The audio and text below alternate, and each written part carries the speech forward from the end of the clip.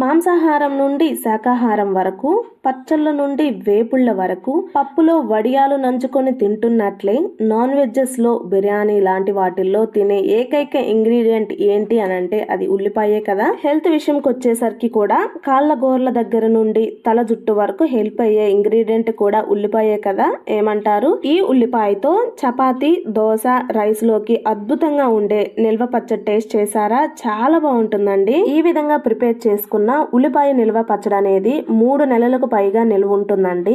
కానీ మనకి ఇంత టేస్టీగా నచ్చినట్లయితే 3 నెలల వరకు ఉంచుతామా? 3 రోజుల్లోనే అయిపోగొట్టేస్తాం కదా. మరి లేట్ చేయకుండా ఉల్లిపాయ నిల్వ పచ్చడిని ఎలా ప్రిపేర్ చేసుకోవాలో చూసేద్దాం. దానికోసం ముందుగా మీకు స్పైసీకి తగ్గట్లుగా ఎండుమిర్చిని అయితే తీసుకొని హాట్ వాటర్ లో నానబెట్టుకోవాలండి. ఇక్కడ నేను వచ్చేసి గుంటూరు ఎండుమిర్చిని తీసుకున్నాను. సో మీకు తెలిసిందే కదా, గుంటూరు మిర్చేసి రెడ్ గా కలర్ బాగుంటుంది, స్పైసీ కూడా టేస్టీగా ఉంటుంది కదా. సో మీ టేస్ట్ కి తగ్గట్లుగా, మీ స్పైసీ తగ్గట్లుగా ఒక 20 వరకు ఎండుమిర్చిని తీసుకొని నెక్స్ట్ ఉల్లిపాయలను తీసుకొని పొట్టు తీసుకొని నీట్ గా తుడిచి ఆరబెట్టుకోండి. అయితే ఇక్కడ మీడియం సైజు ఒక 6 ఉల్లిపాయల వరకు తీసుకొని పచ్చడిని ప్రిపేర్ చేస్తున్నానండి. ఇంకా క్వాంటిటీ ఎంత పెంచుకుంటారో మీ ఇష్టం అండి. ప్రాసెస్ వచ్చేసి సేమ్ యాజ్ ఇట్ ఈజ్. వీడియోలో చూపిస్తున్న విధంగా పెద్ద సైజు ముక్కలుగా కట్ చేసుకొని ఒక బౌల్ లో యాడ్ చేసుకొని పక్కన పెట్టుకోండి. స్టవ్ మీద ఒక కడాయిని పెట్టుకొని దానిలో 1 టేబుల్ స్పూన్ వరకు పచ్చిశనగపప్పు, మినప్పప్పు, నువ్వులు, జీలకర్ర, 1/2 టేబుల్ స్పూన్ వరకు మెంతుల్ని యాడ్ చేసి వీటిని దోరగా వేయించుకోవాలండి. ఇలా 1 మినిట్ పాటు వేయించిన తర్వాత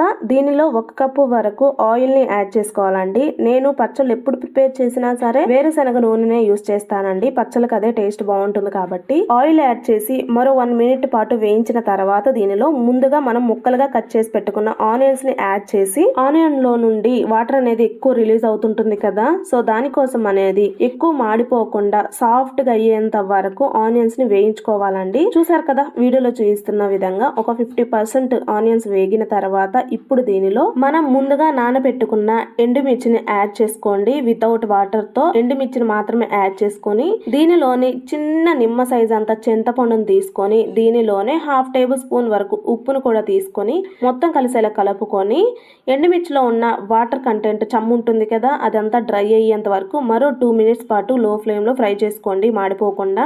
చూడండి ఆనియన్స్ కానీ ఎండుమిర్చి కానీ పూర్తిగా డ్రై అయ్యాయండి. ఇప్పుడు దీనిలో కొన్ని వెల్లుల్లి రెమ్మల్ని, కొంచెం మామిడి అల్లాన్ని తీసుకోండి టేస్ట్ కోసం. అది లేనట్లయితే స్కిప్ చేసుకోవచ్చు. ఇంకా స్టవ్ ఆఫ్ చేసి ఇది పూర్తిగా చల్లారనిచ్చి ఒక మిక్సీ జార్లో యాడ్ చేసుకొని చక్కగా పలుకులు లేకుండా నీట్ గా గ్రైండ్ చేసుకోండి. దంచుకొనైనా తీసుకోవచ్చు మీ దగ్గర పెద్ద రోల్ ఉన్నట్లయితే. సో చూసారు కదా, ఇలా పేస్ట్ చేసుకున్న ఈ పచ్చడిని పక్కన పెట్టుకొని స్టవ్ మీద అదే కడాయిలో మరో 1 కప్పు వరకు ఆయిల్ ని యాడ్ చేసి దీనిలోనే కొంచెం ఎక్కువ క్వాంటిటీలో పోపు దినుసులను కూడా యాడ్ చేసి వీటిని చక్కగా వేయించుకోవాలండి. మంచిగా బ్రౌన్ కలర్ వచ్చేంత వరకు. దీనిలో ఎండుమిర్చి, కరివేపాకు రెమ్మల్ని యాడ్ చేసుకోవాలండి. కానీ ఇక్కడ నేను ఉప్పు మిరపకాయలను యాడ్ చేస్తున్నానండి. టేస్ట్ నాకు చాలా బాగా ఇష్టం అండి. అవైతే అది పూర్తిగా ఆప్షనల్ అండి. మీరు ఎండుమిర్చిని యాడ్ చేసుకోవచ్చు పోపులో. దీనిలోనే మనం గ్రైండ్ చేసి పెట్టుకున్న పచ్చడిని యాడ్ చేసి మొత్తం కలిసేలా కలుపుకుంటూ ఒక 5 మినిట్స్ పాటు ఈ పచ్చడి కలర్ చేంజ్ అయ్యేంత వరకు వేయించుకుంటూనే ఉండాలండి లో ఫ్లేమ్ లో.